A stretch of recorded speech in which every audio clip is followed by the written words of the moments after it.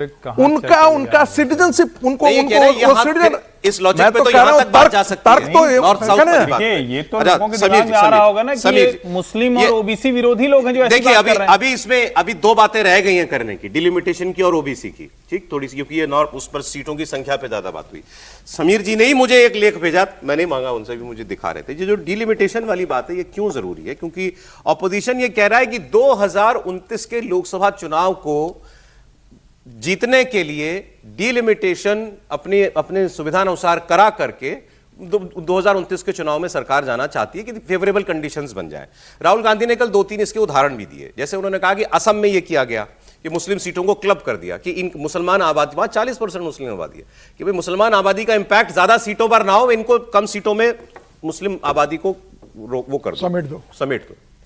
जम्मू कश्मीर में ऐसा हुआ, उमर अब्दुल्ला ने कल स्टेटमेंट दिया। तो ये बातें की जा रही। राहुल गांधी ने कल 2-3 उदाहरण और दिए कि ऐसी ऐसी कॉन्स्टिट्यूएंसी भी बनाई गई है जो कॉन्टिग्युअस ही नहीं है। मतलब ये जैसे मेरा एक हाथ है तो इसमें से एक कॉन्स्टिट्यूएंसी का गोला यहां है और उसी वही कॉन्स्टिट्यूएंसी का दूसरा गोला यहां है। नॉन कॉन्टिग्युअस कॉन्स्टिट्यूएंसी बना दी गई है, या ऐसी कॉन्स्टिट्यूएंसी बना दी गई है जिसके बीच में से नदी भी गुजरती है या पहाड़ भी है, तो पहाड़ के उस तरफ वाली आबादी और इस तरफ वाली आबादी वो भी एक कॉन्स्टिट्यूएंसी बना दी गई है। ये सूट करता है गवर्नमेंट को, ऐसा उनका आरोप है। मैं भी आरोप ही कह रहा हूं, ये उनका आरोप है। अब ये परिसीमन वाली जो बात है, हमारी बहुत बहस हुई अभी प्रोग्राम से पहले इसमें। समीर जी ने जो मुझे भेजा है, ये दैनिक भास्कर का आर्टिकल है, ये लिख रहा है अभी तक सीटों का आधार 1971 की जनगणना थी जो 2026 तक फ्रीज थी, अब सरकार इसको हटा देगी, नो प्रॉब्लम, क्योंकि आगे तो आपको करना ही है। फिर आगे वो कह रहे हैं परिसीमन कब होगा और किस जनगणना के आधार पर होगा, यह संविधान की जगह संसद एक साधारण कानून बनाकर तय कर सकेगी। अभी तक कॉन्स्टिट्यूशन ये कहता है after every census there will be delimitation. वो अनिवार्यता खत्म हो गई है। पहले हर जनगणना के बाद परिसीमन अनिवार्य था, अब ये सरकार की इच्छा पर निर्भर करेगा कि कब डिलिमिटेशन किया जाएगा। तो समीर जी ठीक है, बिल्कुल बराबर है सरकार का ये किया चेंजेस। लेकिन मुझे लगता है कि प्रधानमंत्री मोदी ने जो बात कही थी कि देश के कई ऐसे पेंडिंग काम है जो करने के लिए मुझे ईश्वर ने भेजा है और मैं वो करूंगा, भले उसको लेकर कोई विवाद हो और कई तरीके के मतलब विपक्ष प्रश्न उठाए, लेकिन देश के अंदर जो चीज़ें जरूरी हो ना, वो सारे काम मैं इस देश के अंदर अपने कार्यकाल में करने की कोशिश करूंगा। और मुझे लगता है कि प्रधानमंत्री मोदी ने इसी आधार पर ये जोखिम उठाया, रिस्क उठाई और तय किया कि तमाम तरह के आरोप उनके ऊपर लगेंगे। इसी तरीके से होना देश के लिए जरूरी है। देखिए, मुझे लगता है कि क्यों नहीं होना जरूरी है।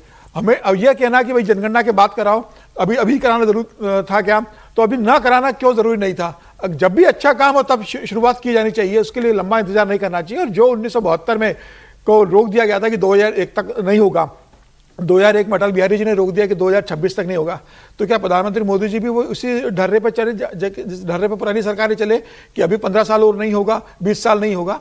प्रधानमंत्री मोदी इस समस्या को हमेशा के लिए खत्म करना चाहते हैं और लगातार 55 साल से जनगणना के आधार पर, 55 साल की जो जनगणना थी उसके आधार पर जो 543 सीट्स का बना हुआ था, उसके बाद कोई चेंजेस नहीं हुआ।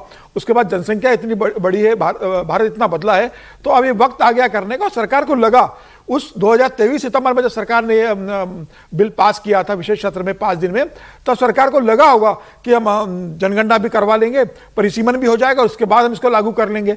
लेकिन अब सरकार को लग रहा है कि भाई अब यह समय नहीं है कि हम 2034 तक इंतजार करें। महिलाओं को उनका 33% का आरक्षण का जो हक है वो हमें इसी अगले लोकसभा चुनाव और उसके बाद विधानसभा चुनाव से देना है। तो हमें इसी स्थिति में लेकर आना होगा। 543 में दे दो 33%। नहीं, लेकिन अगर सरकार ये कोशिश कर रही है कि 543 सीटें बढ़ा दी जाए और 815 816 सीटें कर दी जाए, जब संसद बन चुकी है उसके हिसाब से 850 सीटों में से 815 सीटें राज्यों को और 35 सीटें बची हुई अगर केंद्र शासित राज्यों में बढ़ती है तो क्या तकलीफ है। मुझे लगता है सारी पार्टियां उसके हिसाब से तैयारी करें। और मुझे लगता है कि इसमें भी जो कहा जाता है कि भाई पुरुषों के साथ गलत होगा, 543 में आप दे दोगे तो पुरुष की सीटें कम हो जाएंगी। सरकार तो कह रही है कि हम भाई अधिकार बढ़ा रहे हैं, सीटें बढ़ा रहे हैं, राज्यों के साथ न्याय कर रहे हो। जो दक्षिण का आरोप लग रहा है कि दक्षिण की सीटें कम हो जाएंगी, सरकार कह रहे हैं उनके साथ भी बड़ी डिटेल में बात